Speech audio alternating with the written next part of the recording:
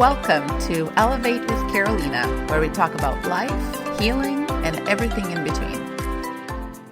Chapter 4. Love is thicker than blood. The adage that says blood is thicker than water has always been meaningless to me, and a trap for many.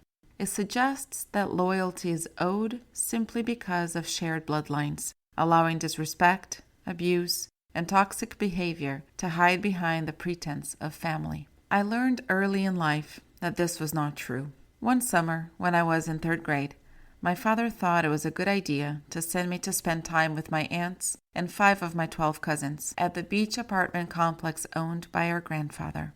During that week, I endured constant taunting from my cousins. They told me I didn't belong, that I should never have stayed, and that they couldn't wait to be free of my presence. Why?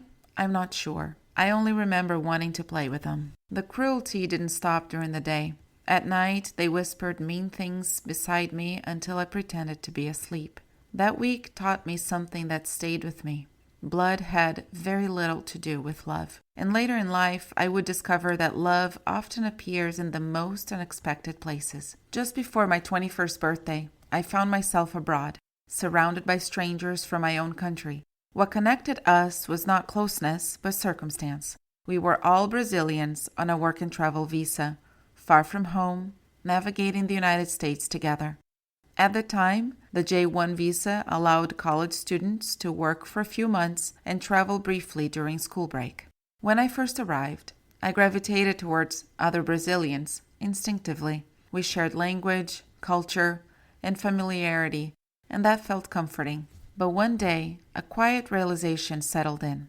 Many of the people I had connected with would never have been a part of my chosen circle had we been living in Brazil. In hindsight, I see that shared nationality was the main glue connecting us.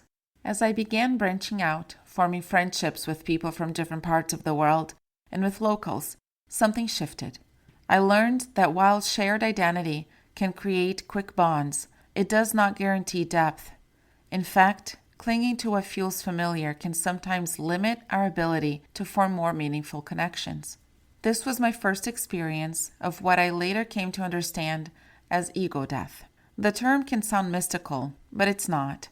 Ego death is simply the loosening of the identities we cling to in order to belong, and a return to shared humanity rather than labels that divide us through inherited narratives.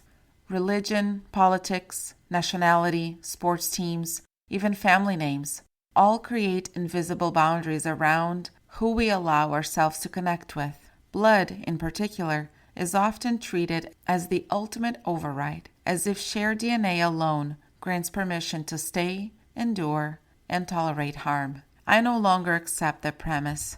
No one in my life has access to me simply because of a last name or shared blood.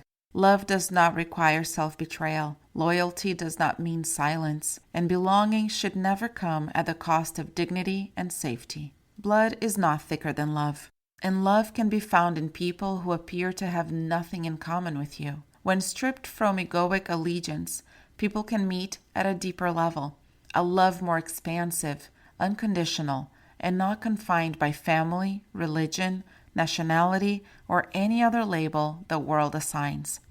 Self-love, at its core, is the courage to choose alignment over obligation. It is the quiet knowing that you are allowed to belong to yourself first. Journal prompts. 1. Where in my life have I confused familiarity with love? Reflect on relationships that felt safe or familiar because of shared history, culture, or blood, and notice whether love, respect, and care were truly present. 2. What relationships in life are rooted in choice rather than obligation? Explore the connections you have chosen freely and what makes them supportive, expansive, and loving. 3. If loyalty were earned through care instead of blood, who would still have access to my heart and who would not? Consider what boundaries might shift if love, safety, and respect were the requirements for closeness. Chapter 5 is called Becoming Your Own Safe Place. We'll see you there. For those ready to take the first step on their self-love journey, check out the free Self-Love Journey Workbook. 7 actionable steps with journal prompts to restore your heart, build confidence, get unstuck, and unlock your greatest potential. CarolinaBucker.com.